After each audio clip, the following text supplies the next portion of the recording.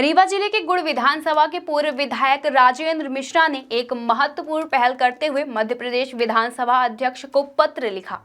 उन्होंने स्वर्गीय पंडित द्वारिका प्रसाद मिश्रा को कालजयी कृत कृष्णायन पुनर्प्रकाशन की मांग उठाई है। वहीं अपने पत्र में राजेंद्र मिश्रा ने पंडित द्वारिका प्रसाद मिश्रा को प्रकांड विद्वान, प्रखर पत्रकार और सनातन परंपराओं के गहन जानकार के रूप में याद किया। उन्होंने कहा कि कृष्णायन केवल एक पुस्तक नहीं है, बल्कि भारतीय इतिहास, दर्शन और आध्यात्मिक चिंतित जीवन का दस्तावेज। इस कृत में भगवान श्री कृष्ण के जीवन और विचारों को समकालीन संदर्भों में जोड़ते हुए जिस तरह प्रस्तुत किया गया है, वह आज के समय में भी बेहद प्रासंगिक है। वहीं राजेंद्र मिश्रा का मानना है कि वर्तमान दौर में युवा पीढ़ी को जड़ों से जोड़ना बेहद जरूरी है। आध्यात्मिक परंपरा और जीवन दर्शन को समझाने में श्री कृष्णायन जैसी रचनाएं महत्वपूर्ण भूमिका निभाती है। साथ ही उन्होंने विधानसभा अध्यक्ष से आग्रह किया है कि इस साहित्यिक धरोहर के पुनर्प्रकाशन के लिए आवश्यक कदम उठाया जाए, ताकि नई पीढ़ी इस मूलभूत कृषि से प्रेरणा और मार्गदर्शन प्राप्त कर सके।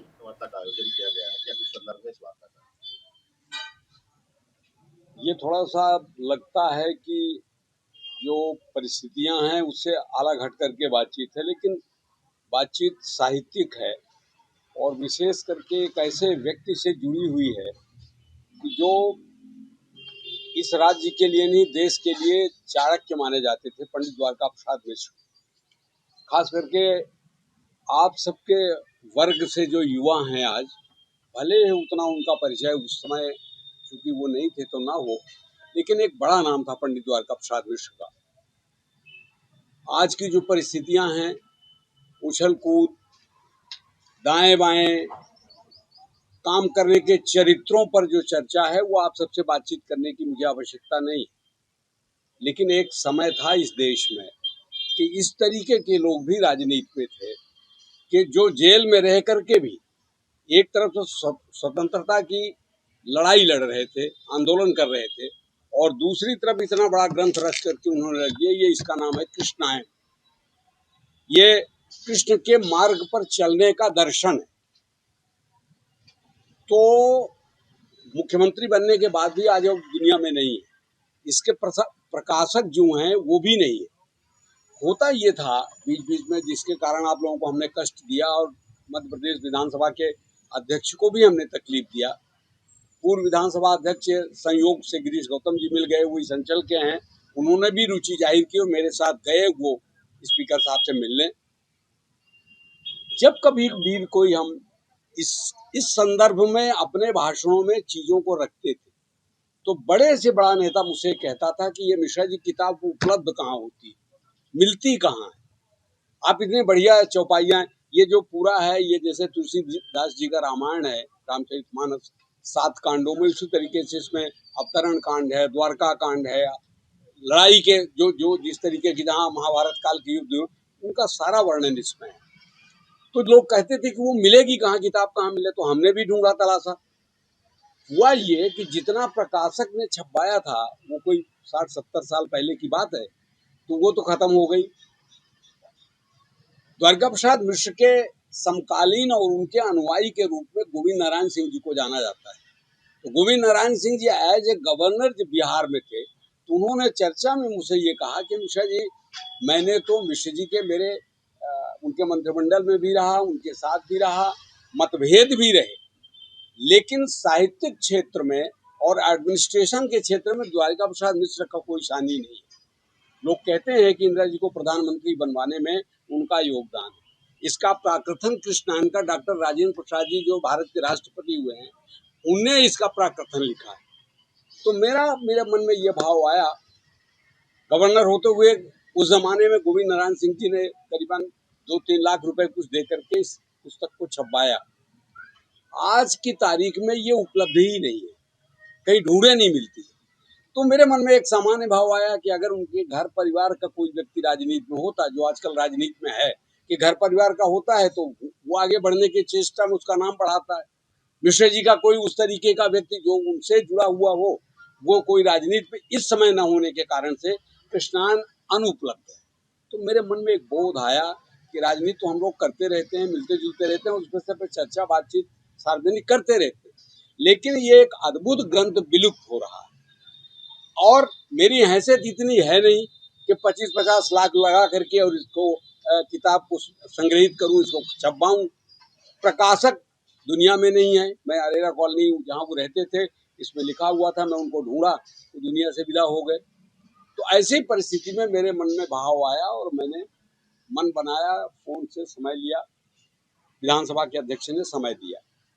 मैं 2 दिन पहले जब मैं मिलने जा रहा था तो जैसा मैंने आपसे कहा कि पुराने विधानसभा अध्यक्ष आदरणीय गिरीश गौतम जी मिल गए, उनसे भी अनुरोध किया तो पश्चाताप के भाव में उन्होंने बल्कि बात कही। कहा मिश्रा जी, मैं जब विधानसभा अध्यक्ष था, अगर आप स्मरण करा देते तो किताबें तो की जा सकती थी। तो अब हमने कहा कि अबलव नसानी अबना न सही हो, जो बिगड़ गया वो बिगड़ गया।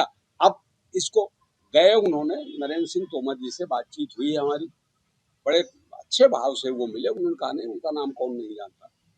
और उन्होंने जो लाइब्रेरी के सबसे प्रमुख हैं विधानसभा के मिस्टर गोयल और उनके जो एसडी हैं मिस्टर नरेंद्र मिश्रा, दोनों को ये काम सौंपा। कहा कि ये इसका डिटेल हमारे पास लाओ और कितना इसमें इसके छपाई में खर्च लगेगा वो हमको बताओ।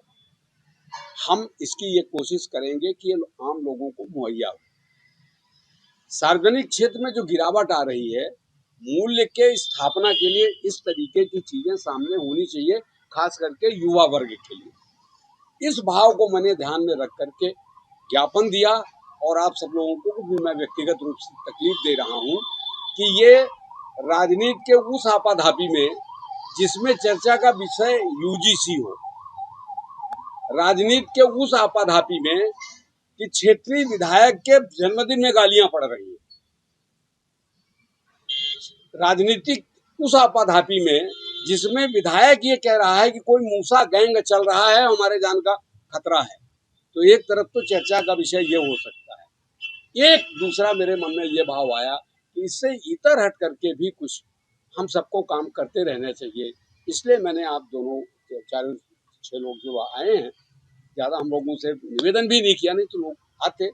मैं इतना ही कहना चाहता हूँ आपसे कि इस विषय पर आपका सहयोग हमको अगर मिलेगा तो आगे चल करके इस किताब को, इस ग्रंथ को अक्षुण्ण बनाए रखने के लिए युवकों को वो मार्गदर्शन मिले। कृष्ण के उस दर्पण में मुझे स्मरण आता है।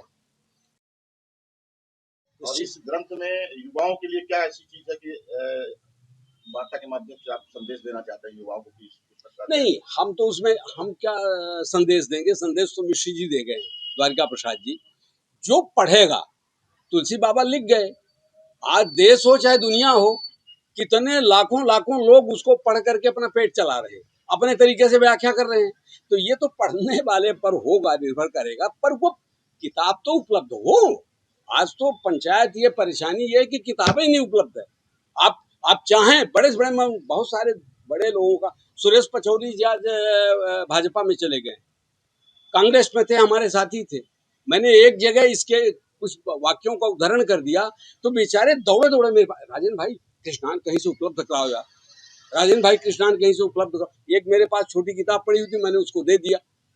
उन्होंने कहा कि राजेंद्र भाई ये बड़ा भारी काम, Ajita Vajpayee additional chief secretary होकर रिटायर हुई, उन्होंने कहीं मेरा भाषण सुन लिया, मुझसे कहा राजेंद्र भाई मिलती कहाँ आई।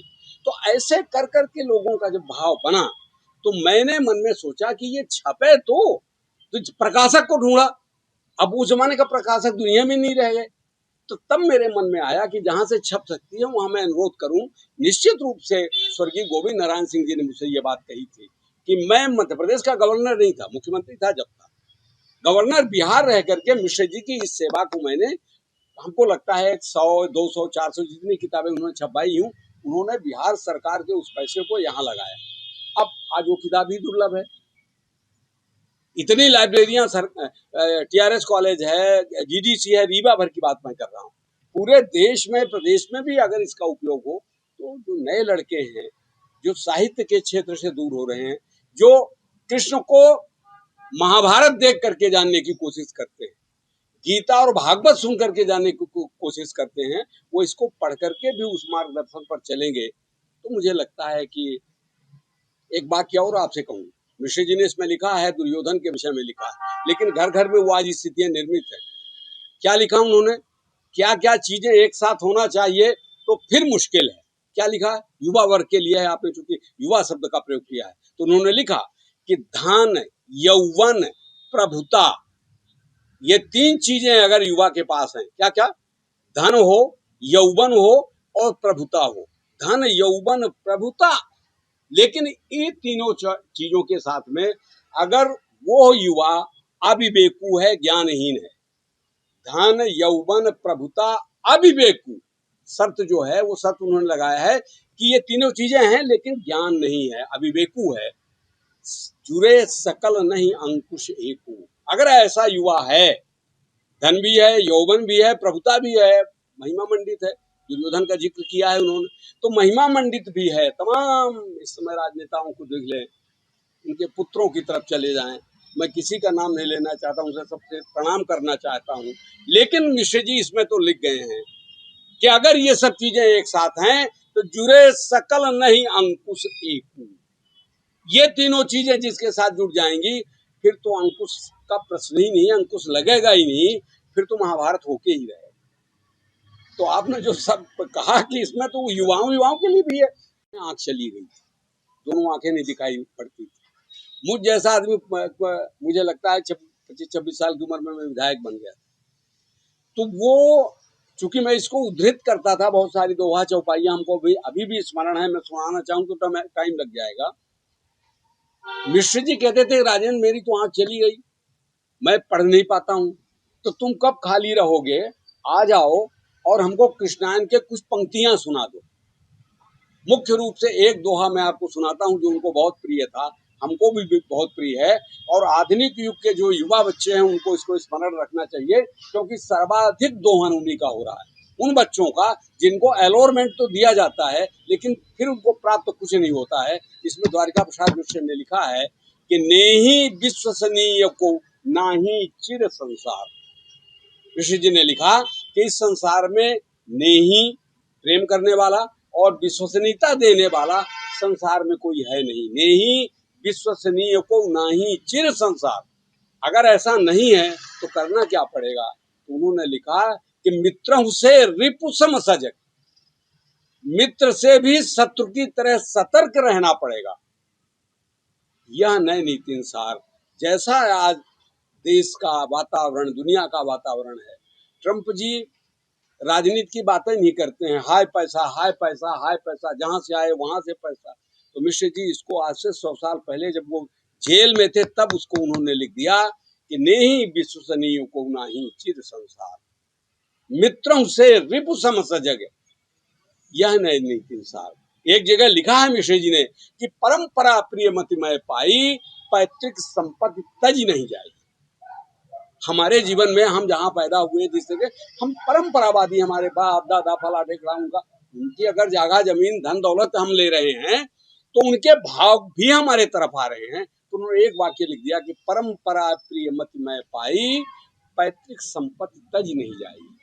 ये हमको परंपरा में मिला है, ये हमारी पैतृक संपत्ति हम ये छोड़ नहीं पा रहे हैं। तो आगे क्या लिखा उन्होंने कि करि तप ऋषि लहेहु जो ज्ञाना, हमारे ऋषियों ने, तपस्वियों ने जो ज्ञान का अर्जन किया है, करि तप ऋषि लहेहु जो ज्ञाना, भयो न आजहु सो निष्प्राण, वो आज भी निष्प्राण नहीं हुआ है। उस रास्ते पर चलोगे, कृष्ण के बताए रास्ते पर, तो तुम्हारा कल्याण होगा और दुनिया तुमको बेवकूफ नहीं बना पाएगी। इस तरीके की तमाम सारी दोहा और चौपाइयां भरी पड़ी हुई हैं, इसलिए मेरे मन में आया। मैं कृतज्ञ हूँ विधानसभा के अध्यक्ष जी का कि उन्होंने हमको सुना। मैं कृतज्ञ हूँ भाई गिरीश गौतम जी का, भाई कह रहा हूँ, अब वो स्पीकर नहीं है, लेकिन दल बल कुछ भी हो, कुछ जगह और स्थान ऐसे होना चाहिए कि सार्वजनिक जीवन में दल से ऊपर उठ करके सोचने का काम करना चाहिए। मध्य प्रदेश में उनकी सरकार है और इस काम को वही कर सकते हैं। इस भाव के साथ मैं उनसे मिलने गया और उन्होंने हमें बहुत अच्छे से सुना। आगे परमात्मा से प्रार्थना और अध्यक्ष जी से अनुरोध कि ये किताब अगर छप जाए तो हो सकता है कुछ हम सरीखे बौरों का कुछ भला हो जाए। धन्यवाद।